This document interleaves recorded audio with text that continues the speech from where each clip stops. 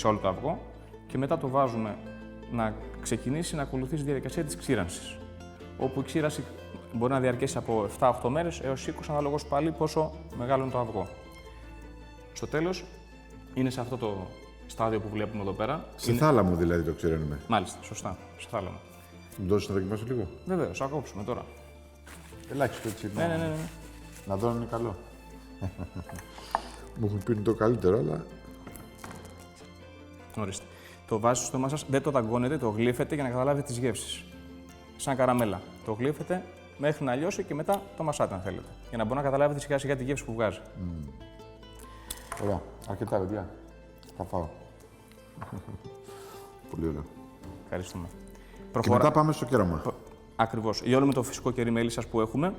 Φυσικό κερί μέλισσας. Σωστά, χωρίς κανένα συντηρητικό, χωρίς τίποτα.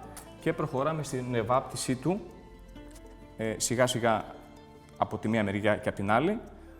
2-3 φορές όσο χρειάζεται για να πιάσει το πάγος που θέλει, ώστε να το κρατήσει και να το συντηρήσει, που αυτός είναι ο σκοπός του κεριού. Για πόσο καιρό?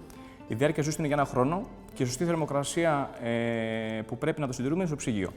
Να σας δείξω μια φετούλα πώς την κόβουμε και πώς αφαιρούμε το κερί. Από εδώ. Ναι, οικονομία. Λοιπόν, κόβουμε λεπτή φέτα Ναι. και πιάνουμε το κερί και το αφαιρούμε. Βγάζουμε και την πετσούλα που μπορεί να έχει γύρω-γύρω. Με βράνη αυτή τη μικρή. Ακριβώς. Και το τρώμε.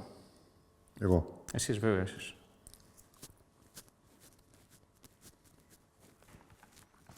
Μ' αρέσει πάρα πολύ το αυγοτάραχο.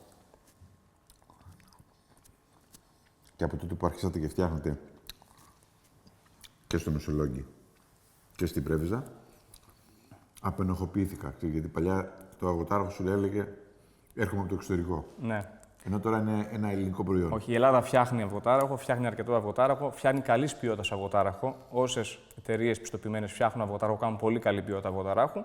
Και αυτό μας βοηθάει γιατί στο εξωτερικό έχει ένα πολύ καλό όνομα. Και τώρα το βγάζεις έτσι, Ναι. Στο σακουλάκι του υπάρχει συσκευασία με κορδελίτσα, υπάρχουν διάφορες συσκευασίες. Αυγοτάραχο αυρακικού.